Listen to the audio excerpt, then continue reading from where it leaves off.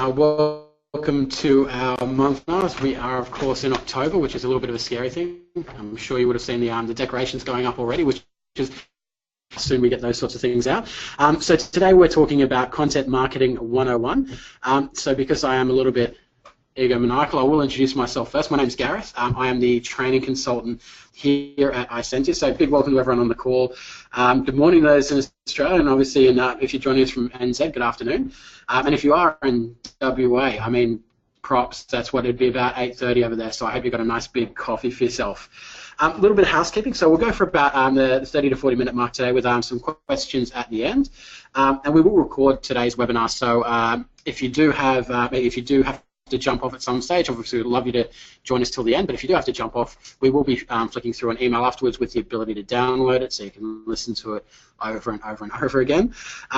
Feel free to ask us questions via the chat box on GoToWebinar as well, and we'll get to those at the end of today's webinar. So we are, of course, going through Content 101, Content Marketing 101. We're going to talk about, what it is, how to make it effective, obviously who's doing it right as well. And so with that in mind, I'm going to introduce the person next to me, Todd. I'll let him do a little bit of an intro on himself. Thanks, Gareth. Hi, everybody. Excited to be here, and I'm less egomaniacal than Gareth, so I'll keep it brief on this slide. But I'm the head of strategy at King Content, and I guess a couple of framing slides around King Content. So we are a wholly owned division of Isentia, and we operate as an end-to-end content marketing agency. We have many offices here in Asia Pacific region as well as globally, head office here in Australia, and very passionate about that. Inside our business we have what I would call our thinking on the inside type model, a lot of strategists, a lot of editorial staff, a lot of people really focus on understanding audiences and helping define those insights and recommendations and executions to clients, and we operate through a freelance model to actually create content assets and then build that into the pipeline. In addition, because of the Isentia network, we have literally dozens more locations throughout APAC in particular where we are executing, delivering programs. But that's not what you came here to listen to, so let me tell you a little bit about marketing. This is the framework we're going to use today, following through basically a bit of background on content marketing, talking about content marketing's role in the digital landscape these days, how to be best in class, the rise of native. When I say native here, I really mean distribution of content, making sure it can get in front of the right audience, reporting, and basically looking at a few more examples. I'm going to talk about examples all the way through, but I'm going to close out with a few more very specific ones, both in terms of themes, but also to this. So a bit of background around content marketing. One of the most overused and abused examples of content marketing, and many of you may be shaking your heads at this point, but please don't give up yet. I promise it gets different. But Red Bull is probably the poster child for many people for content marketing. Many of you will have seen, in fact, over 10 million did watch this guy jump from a balloon in low and high Earth orbit.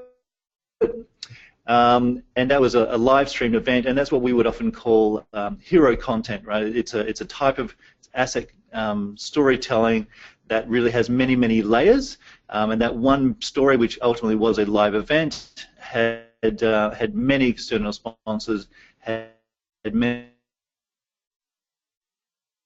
different facets of storytelling around it, and it continues to have new content built around it to this day.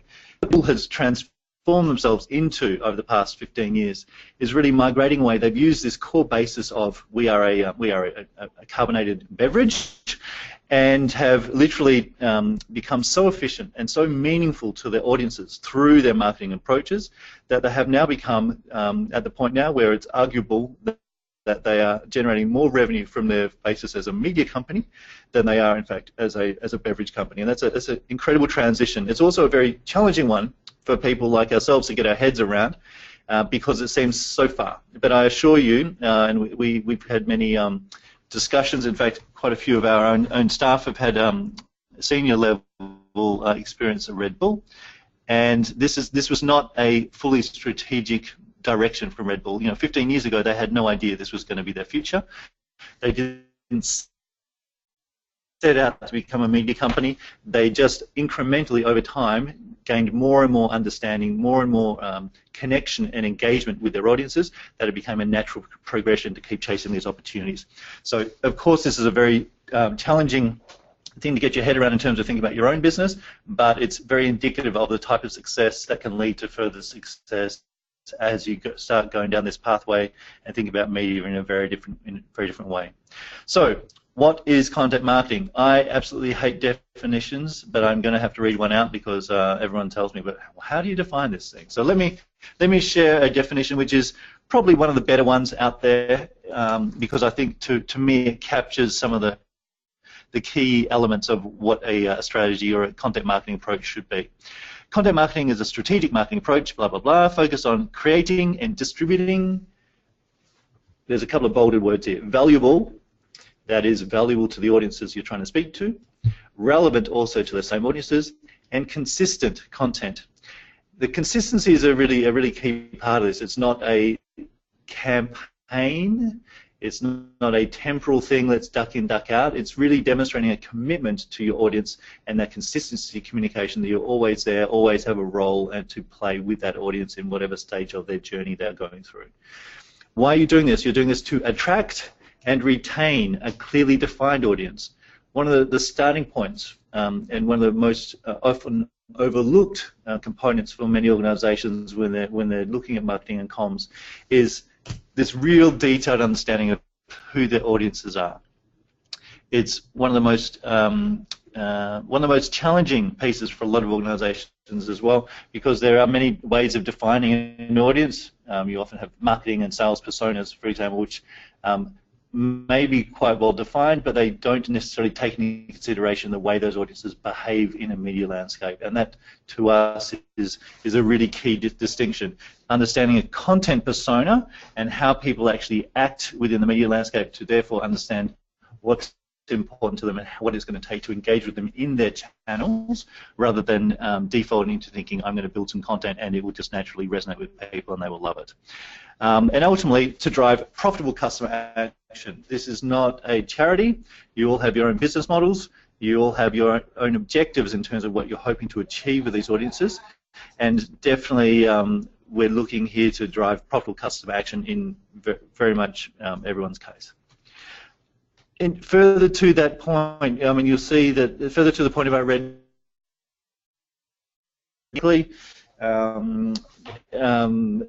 of organizations that have really taken to heart this concept of understanding an audience and giving them value.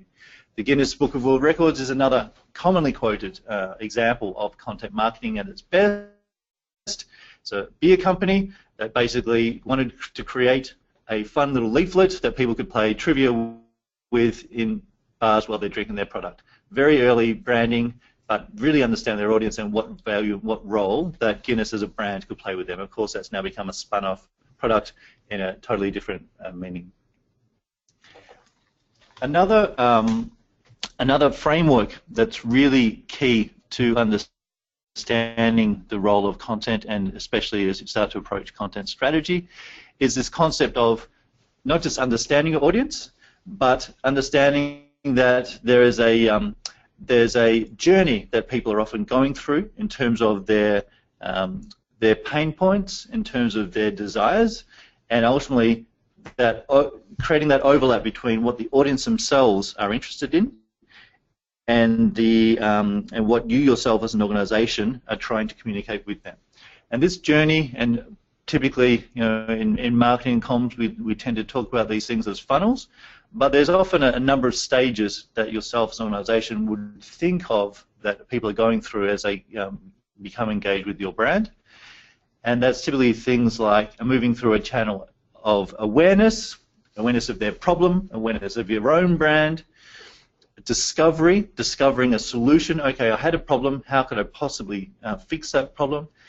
How could I be brought into a community where I'm actually going to have my problems solved and listened to and even self-serve some of those solutions?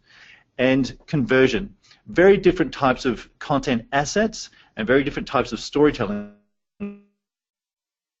Imagine a matrix of the audiences, the things that those audiences are interested in, and this buyer's journey in several three-way matrix, which ultimately defines the right type of content asset that's going to play a role to help move someone through to a deeper engagement with your audience, your organization. Let's talk about this region and how content marketing's really, I guess, infiltrated the approach that people have here. So, you know, these charts, I can pull any number of charts into here to validate this, but there's two key things I wanted to say. The total investment for a pure comms objective, whether it's for investor relations, whether it's for employer branding, whether it's for marketing and sales, the investment in this type of audience-first communications has been growing incrementally year on year significantly for the past 6 or 7 years, and that shows no sign of abating. What we also see at the same time is that there are a relatively small number, definitely a minority of organizations that are operating with a documented strategy around their content marketing. It's very easy to create content. The barriers to entry to writing a blog post, to creating a Facebook post, even increasingly to live stream video, the barriers to entry to this stuff are very, very low.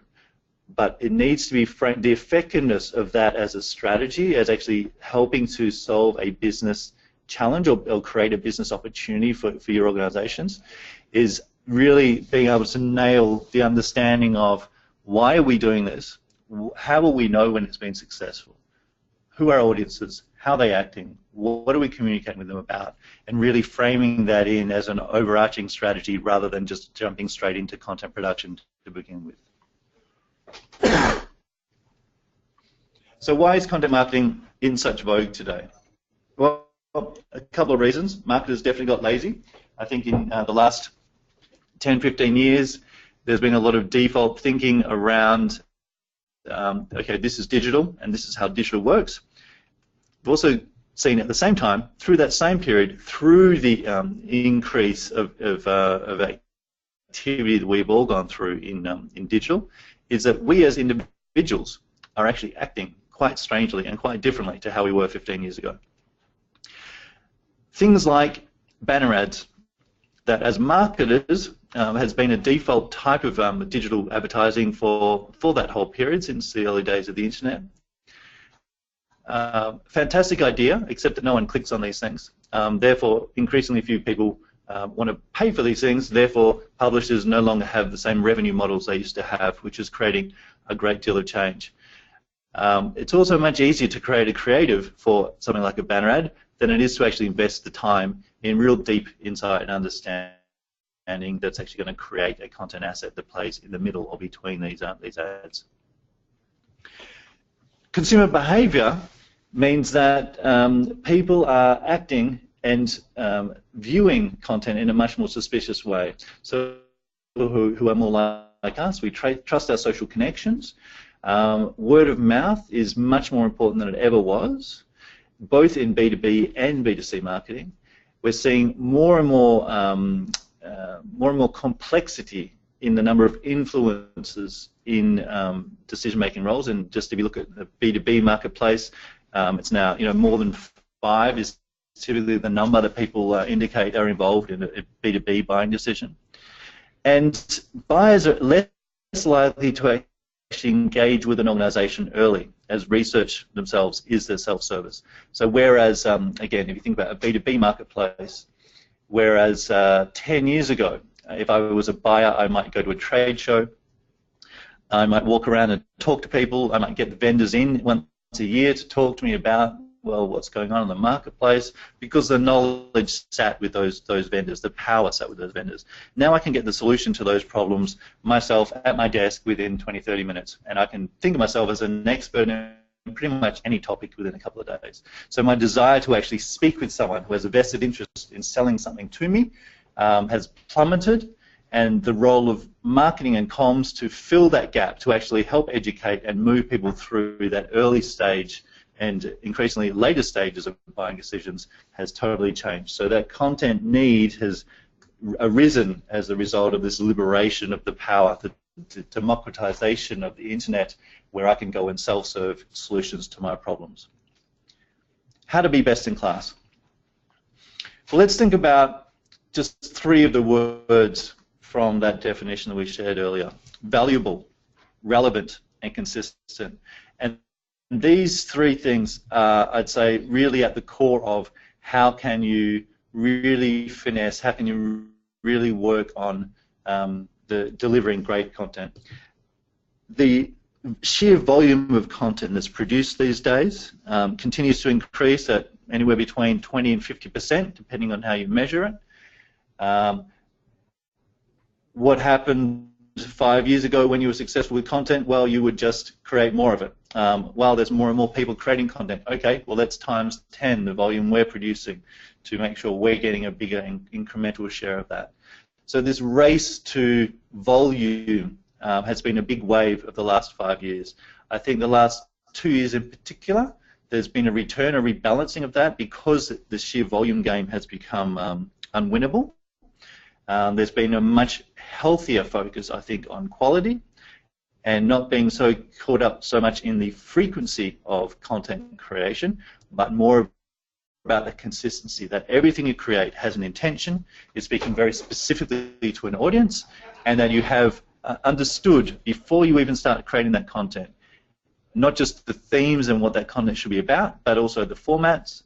Is it video? Is it live content? Is it a podcast? Is it an article? Is it a blog? Is it an ebook? Understanding which type of content asset best serves your audience's needs and the channels they want to consume that content in, and making sure that you understand those things before you even start to create that content asset. So the fact that something is actually very relevant to someone, that it's valuable in their journey in helping solve their problems, and that consistently you're speaking to them. There's no aberrations to this. You're not suddenly trying to jump in with a heavy sales message. You are genuinely trying to have a role in, and be in their interest ongoing. So 6 elements of great content. Quality, to the point I just raised, is it better than our competitors? Relevancy, is it appealing to our target audiences? Distribution, it's not just put it on my website and hopefully they'll come and find it. It's really thinking, how will our audience find that? If they're not likely to be coming to your website, then how can you take it to them? And how can you still achieve your business objectives by taking that content into other people's channels? The actual user experience, does it perform well across all channels and platforms? Gone are the days where you can just centrally create a piece of content and go shout about it in social channels and hope someone's going to click on a link and come back to you. You need to be thinking about those channels. If you're playing in them as very places where you have different audiences and different audience objectives you're hoping to achieve in those channels, and that you're delivering value in that channel, not just thinking it's a funnel to bring people back to you.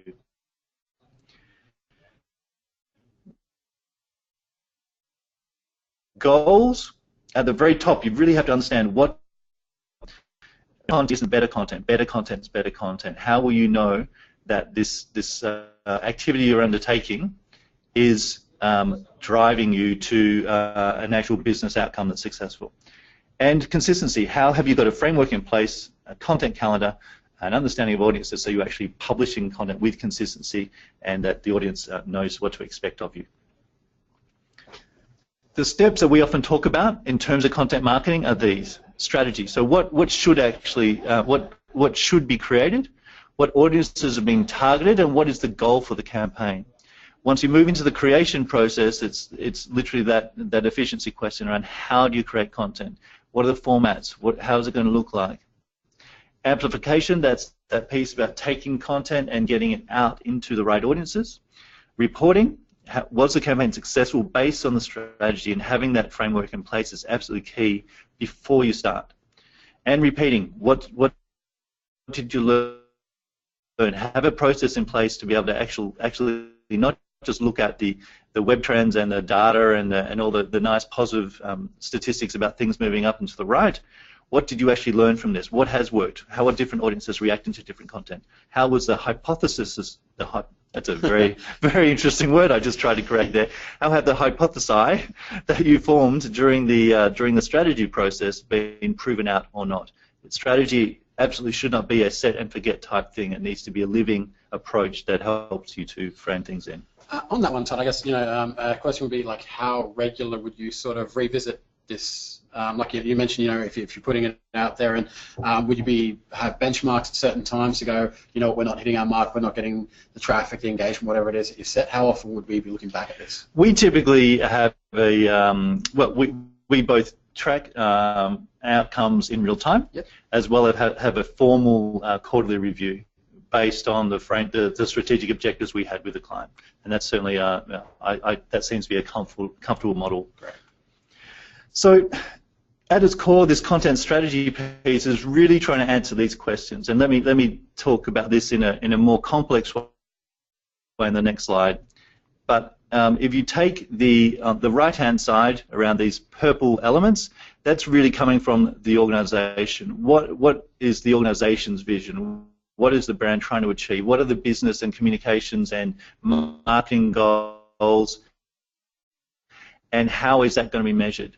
The piece in blue is really where content starts to come in. How are you doing this work around auditing, really understanding what content's already being consumed and how on your channels, looking at your competitors and what they're up to, not just your direct competitors, but anyone else who's trying to speak to their same audiences about similar topics, and really nailing the audience. So what that audience does is allow you to really understand, okay, here are our audiences and the sub-audiences we're talking to, here are their behaviours, here's how we're going to reach them, and the auditing and the other elements really pull this strategic lens together that helps you define, well, what are the themes, what are the topics that we're going to talk about that we know will engage audiences, and we're going to help to create a bridge between the audience becoming aware of us as an organisation and becoming engaged with us and ultimately advocating and becoming a consumer with us. All of this is the strategy piece I was talking about, Gareth, that's going to help to set that framework in place before content actually gets started, so that by the time you get into tactics, then the hard work has already been done. Another way of thinking of this buyer's journey is to think through the role of emotion and the role of logic in this argument. So emotion is often used at that very top end of the funnel when you're first trying to create attention, capture interest, and emotionally engage with someone so that they are willing to change their paradigm or to feel differently about you. As you're bringing someone closer to a potential business opportunity, capturing a lead, being nurtured through the process, then the role of logic tends to increase, and there's more and more price comparisons or features and benefits that can be discussed around that point. So the understanding that what people are in for and the means of which you're going to get your message out to people. Emotion plays very well in social media, for example, whereas logic plays very well in solving people's problems in search. Another framework that can help in understanding the role of content or the types of content to create is this idea of Hero, Hub and Hygiene, which has come from, it's actually Google and YouTube who developed this model. But essentially it's this idea of hero content which sits at the top of the pyramid. These are infrequent but really emotionally engaging pieces that can really raise awareness and get shared widely in social. Hub content, which might also be something like a blog, which is basically regularly scheduled, which is pushing content out to your prime audiences over time. And then at the bottom of that pyramid is hygiene, which is really, let's call that SEO type content. It's really, this stuff's always there, delivering long tail benefits, delivering organic results. People are finding us through here. And this is another really key framework that a lot of organizations use in classifying content and how it's going to play in different channels. You may have seen one of the more successful campaigns the last couple of years has been Always, which this is a US campaign, #LikeAGirl. It's had great relevance and even resonance, especially this year, given the political environment in the US. But really, what you really see here is a role of this hero content that has had really powerful sort of purpose-type intent in play, and has had an actual significant flow-through effect to brand preference and actual financials for the organisation. Yeah, I think we talked about this one on the video one not that long ago as well. I think it's still at 60 million odd views on YouTube and a bucket load more through through Facebook. So it really shows, I mean, just from the social aspect, how likable that message and how effective it's been. Great. To show an example of some of the hygiene content, you'll see a brand like how-to and training videos, which in this. Sorry, I'm getting it off the cue note to slow down. Is that what I was getting? Slow down. Too excited, Todd. Too excited. Yeah. What we've also got is this type of hygiene content where Nike, in this instance, are really committed to making their specific type of audiences more successful. So professional athletes really understanding tips, techniques, and tricks that are actually, are very, very. If you imagine a brand like Nike, literally dozens of audiences that they target through content. This is very successful because they're understanding the specific pain point they can solve and have relevance to actually selling product on the back end for their targets. I mentioned before how key it is to get your content in front of audiences. I also mentioned that the way that publishers, digital publishers, have been making money for the last 10 years have dramatically changed in the last 18 months, 2 years. One of the outcomes is something called native advertising. And basically that just means other forms of revenue for publishers, other opportunities for advertisers that don't look and feel like a traditional banner ad or display ad. And there are many ways of achieving this, and there's a high degree of innovation happening in most publishers, whether that's a Fairfax newspaper website or whether that's a very niche-focused trade publication. But some of the ways that these publishers are monetizing their platforms or their relationships with audiences is by taking things like what are called in-feed units or content discovery tools or recommendation widgets, which are really these things that sit at the bottom of or alongside other content and basically recommend, well, you've read this piece, maybe here's what you want to read next.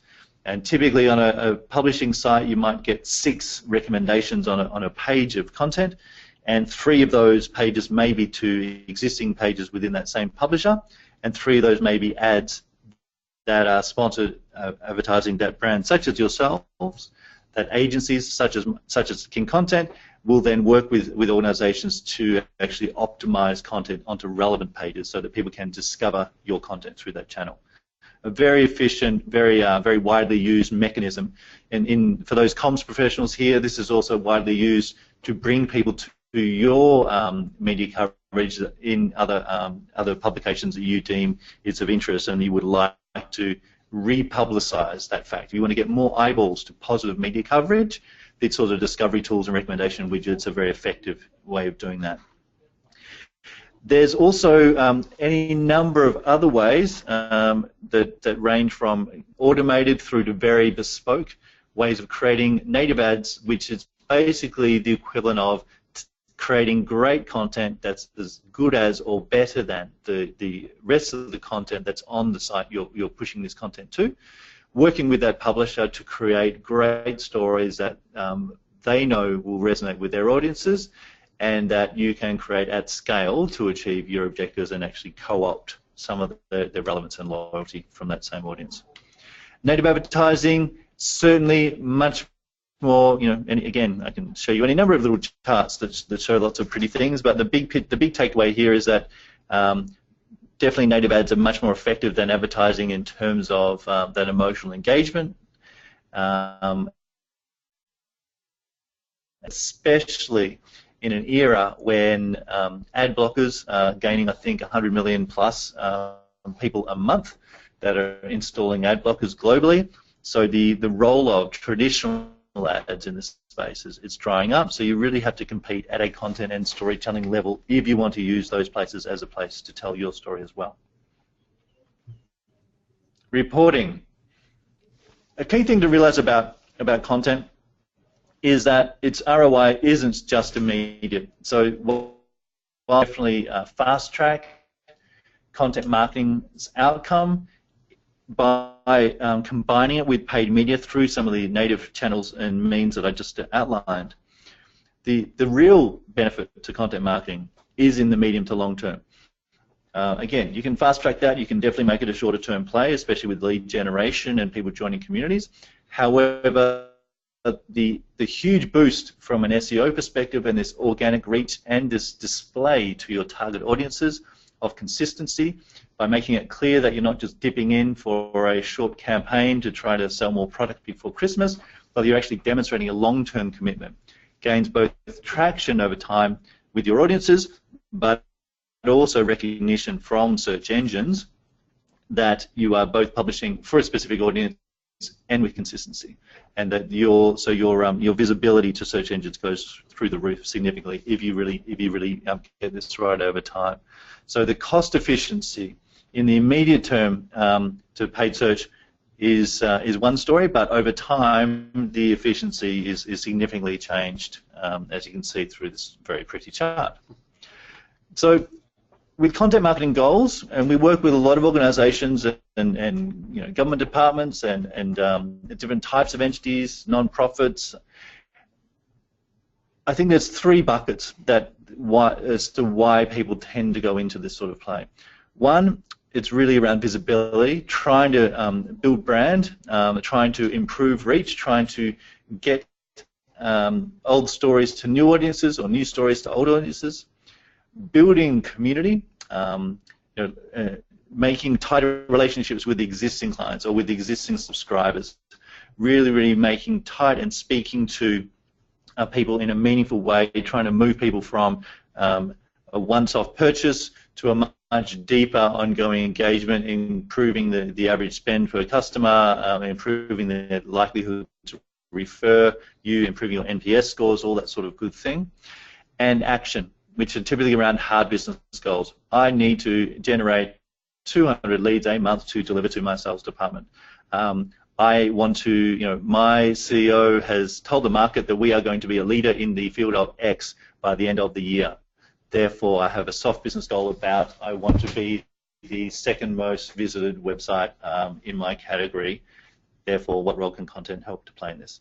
So these are the three buckets that we typically find organisations are trying to play through here. So the concept of reach and visibility, obviously, huge impact in outreach and government.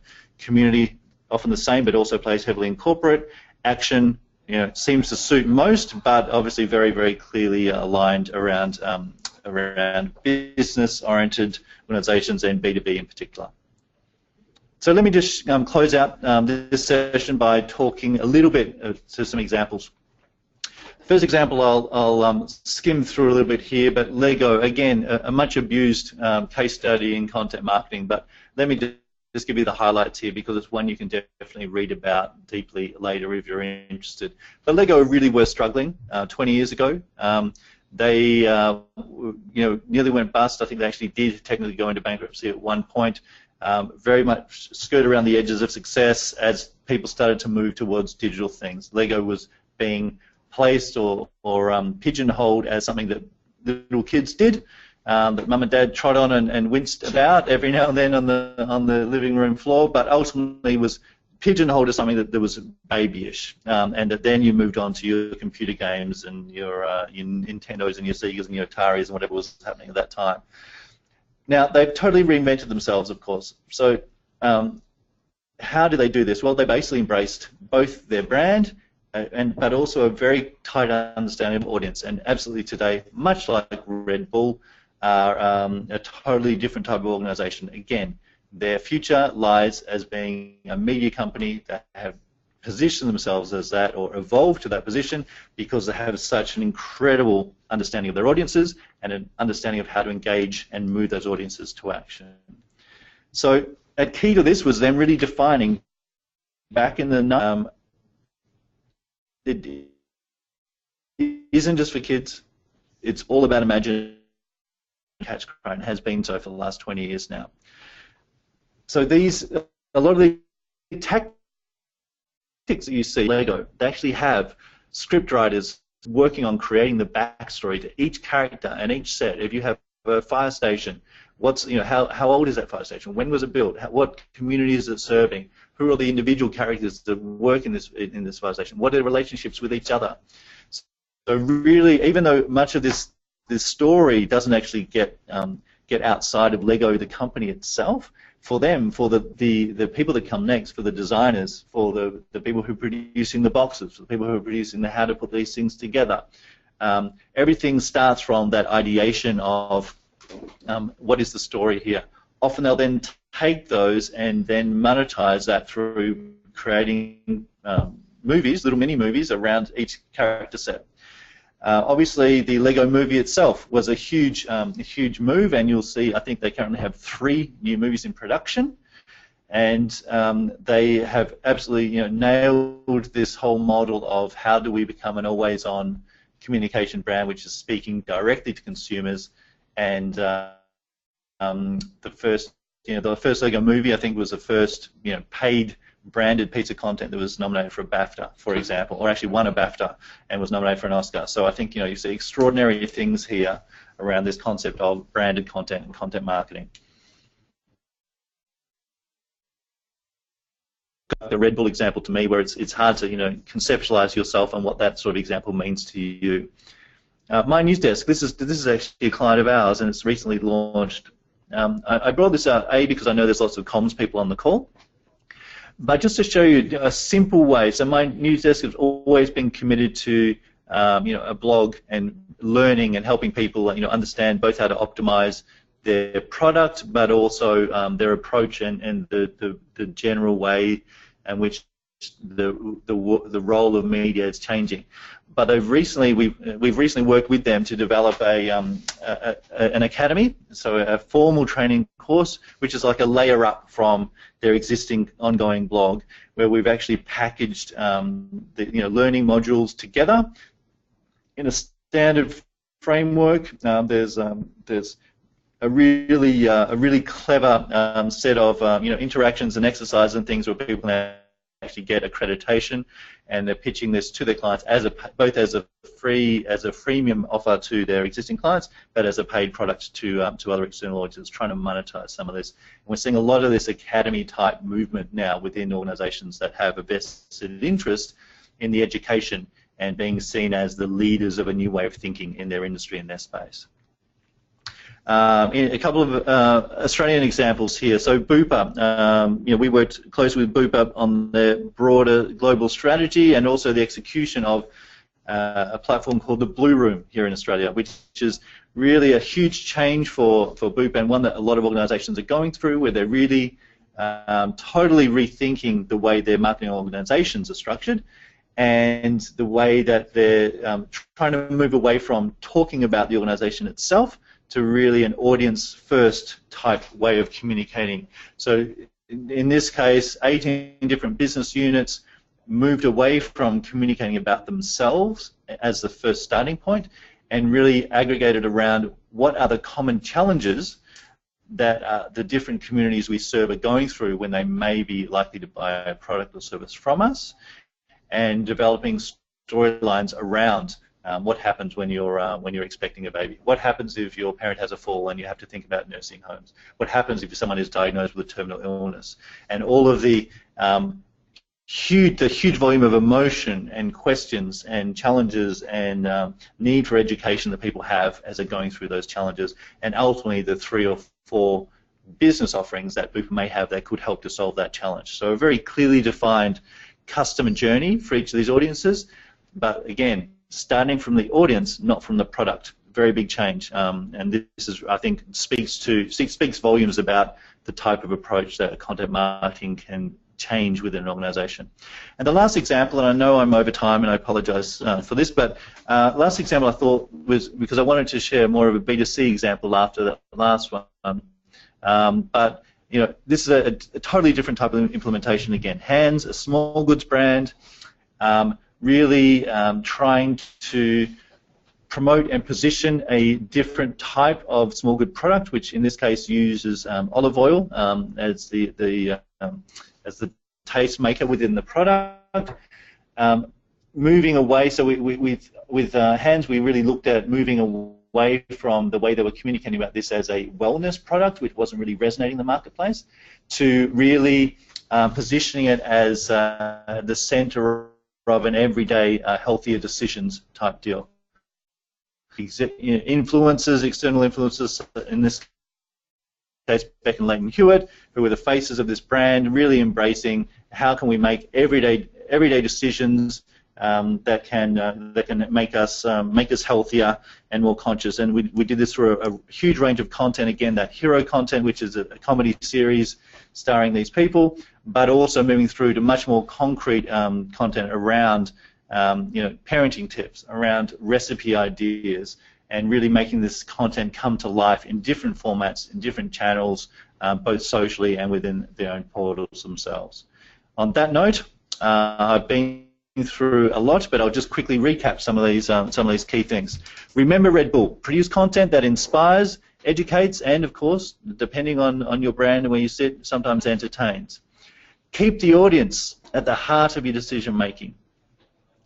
Content marketing solves problems. Be a problem solver. Understand the role of SEO in this realm, and also the role of social.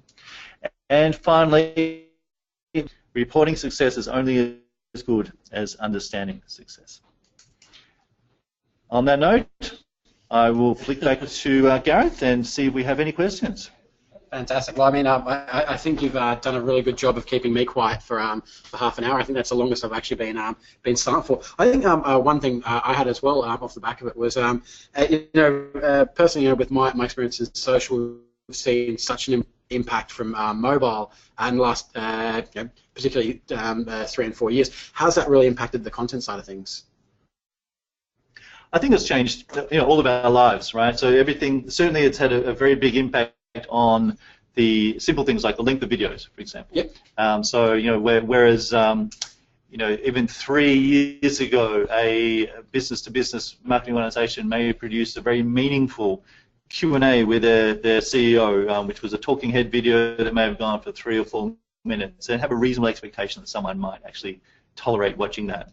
What we find now is that, especially if someone's in a mobile consumption mode, they're consuming video.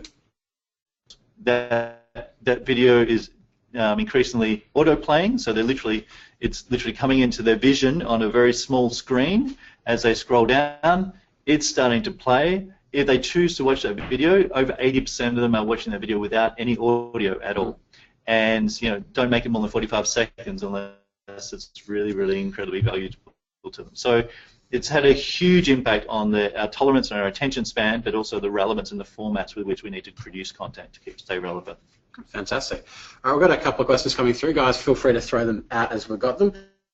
We've got one, fairly broad one from Anna, but biggest mistakes in content marketing? And that's a very broad question, but are there any that really sort of resonate with you? Like, as part of the process, are there the ones that you tend to see, like a better term, donkeyed up the most?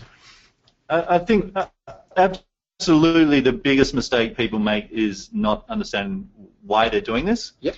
And not making a clear connection between what they're doing and an actual business challenge they're trying to solve. You need to start. I mean, I can't bang on enough about this, but whether it's internally developed or internally developed and then validated by an agency such as us, or fully outsourced and commissioned, and a combined effort with an agency such as ours, the role of strategy, just to capture a lot and synthesize a lot of the knowledge that already sits within the organization, and to actually come up with a framework and say, okay, we really understand why we're doing this. We understand what engagement we need to have with our audiences. We understand how they act and where we're going to have this conversation, and we understand the pathway they're going to go through, the different challenges that have a different stage of this journey. And therefore, as a result of all of that, here is our game plan. Here is what we're going to do. Here's the things we're going to create content about. Here is how we're going to execute on that. Most people jump in the biggest challenge, the biggest problem people have, I think, is jumping in too early without having clearly defined that and understanding what success is going to look like. Okay, that's, that almost brings me back. I'm going to sound a little bit nerdy, but to Stephen Covey's Begin with the End in Mind. Yes, I did enjoy reading a lot of his sort of stuff. Got another question, which was, why is it becoming common that a lot of pop-up ads sit in content, and you can't access the content until you interact with the ad? I'm not sure. Do you relate to that question? I think it might be some of the pre-rolls on the like of YouTube, and some of those ones which are becoming a lot less easy to skip. Yeah. I'd say it'd be more of a platform sort of monetization aspect? Yeah, there's also there's a very big. I talked about it a couple of times just now. If you're a publisher, the future can look quite bleak, right? The models you had in terms of a digital publisher, even if you're a new media publisher who's come up in the last 3 or 4 years, the rules of the game plan changes dramatically all the time. We're in an environment where over half of the growth in digital advertising is going to 2 companies, right? So 2 places where Google and Facebook that dominate this landscape of how to actually reach an audience. So that's the bargaining power for a publisher in that landscape. What looked healthy and looked like a great strategy 2 years ago is actually a very challenging thing now. So with people using ad blockers, yes, we've got companies doing very interesting things, publishers doing very interesting things to try to force those people to turn the ad blockers off. We've absolutely got YouTube trying to continue to monetize their inventory by ensuring that their pre-roll and their content is working. We've got individual publishers who are increasingly investing in these sorts of modal tools that will pop up and try to capture some sort of engagement from someone before they click off the site. So I think we're only at the beginning of the many ways that publishers are going to try to interrupt and capture attention, often at the expense of their. They're starting to look more at traffic as a flow rather than subscribers who are loyal. So there are more and more publishers who are probably putting their longer-term brand integrity at risk by really trying to monetize their audiences in the moment that audience is on the site. There you go. I actually heard that I read an article that apparently we get a small hit of dopamine when we hit that skip button on YouTube as well. So just talks to the fact that we love sometimes kicking past those things that we know are ads. Going from Francis, a bit more of an internal question, I guess. Once you have a strategy, what's the biggest internal challenge? Tech teams or the executive buy-in? What tends to, from your experience, be that big roadblock internally?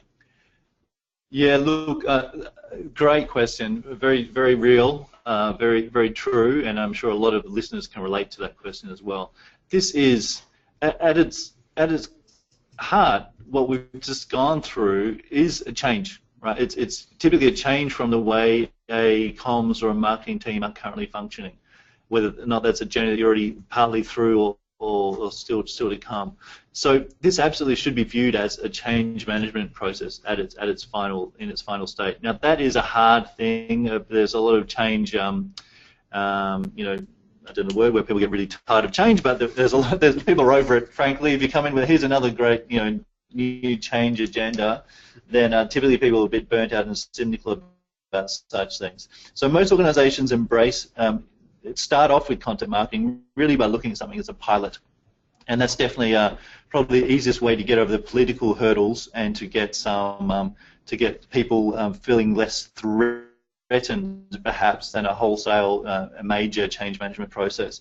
So there's usually a validation pilot which most organisations look to implement as a way of keeping people on side internally. But also the comms process internally is really key to make sure you're getting those different stakeholders. And again, this is a great reason to do strategy because you get these different stakeholders in a room multiple times where you're actually talking about how do we view this thing. You're starting to rely on the internal motivations of people to see themselves as part of this process change, rather than thinking it's a threat, oh, there's a new way of doing things, well, that's really not that different, I don't like it. So I think by embarking on a strategic process, you're showing you're listening to people who already have vested knowledge within the business and vested interests, and you're also able to bring the leadership through that in terms of a buy-in. But I think ultimately moving towards some form of validation or pilot is the way to really lock in that executive leadership. Find an internal champion who will support this, and who also wants to demonstrate it's successful. There's some of the tips I would have to trying to get that through. But if you would like to talk directly about that one specifically, please reach out because we've gone through that with a lot of organisations. There we go. We had a similar question that just came off. I guess sort of leverages off that, and that's how do you obviously we think about pilots, but how do you justify the investment in the content when sometimes that sales outcome or that conversion is a bit more long tail? Yeah, fantastic question, and it's very, very common where we will be working in a two-phase sort of approach with organisations where they know that there is a medium to longer term natural organic growth cycle for content outcomes, but that we have a very specific marketing goal or marketing objective. Often it's lead generation or subscriber growth, whatever it may be. Some transition between an MQL and an SQL in many organisations. So what that typically involves is really being very clear up front about what it's going to take to achieve certain things. Again, the strategy phase is to map out those objectives and to then frame in based on the budget what exactly is achievable through this. And the best way to think about it is it's an ecosystem. I often imagine a big oval shape with lots of little dots in it. We're all a consumer of content in the digital ecosystem, and the role of the strategy process is really understand how am I going to get. I have an objective. I need to capture 200 of these people and turn them into subscribers a month so I can get them to my sales team. Well, reverse engineer it from that point. It's really it's starting from the behaviour, starting from what's it going to take to get these people, how do they behave, are they likely to ever come to my website? Maybe not. Maybe that's not where I'm going to get my lead generation from. Maybe I need to actually be generating that lead through paid media in a social media channel or through co-opting an audience from a publisher's website. So it's not thinking necessarily about content is about creating stuff and putting on my website. It's really about thinking how can I use storytelling. Content is created for an audience in mind to actually get an audience to engage with it wherever that may be. Right, yeah, fantastic. I guess we'll just finish off with one question. We've got quite a few, so if we didn't get to your question, we will get to it afterwards. We'll drop you a note afterwards via email. But last one from Christina. Do you have any tips on generating perception change through content marketing? So I assume change the perception of your audience about your organisational brand through content.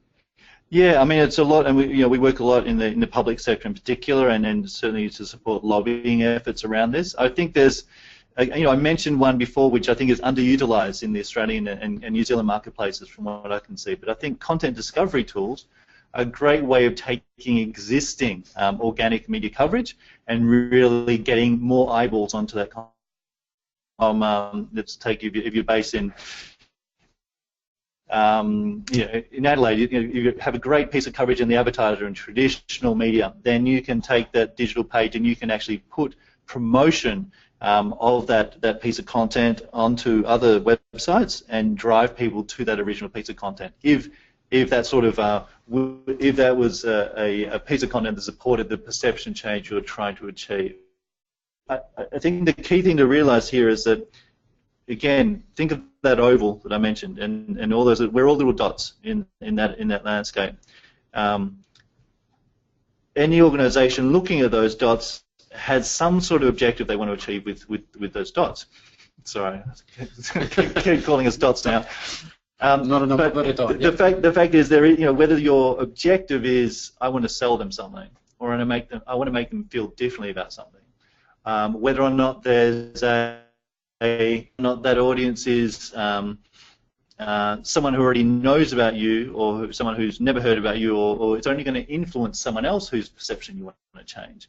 That's the whether or not you're trying to sell them widgets, whether or not you want them to come and work for your company, whether or not you want them to ultimately help lobby government to change legislation, whether or not you want them to just join a community, whether or not you just want them to feel highly disposed about you because that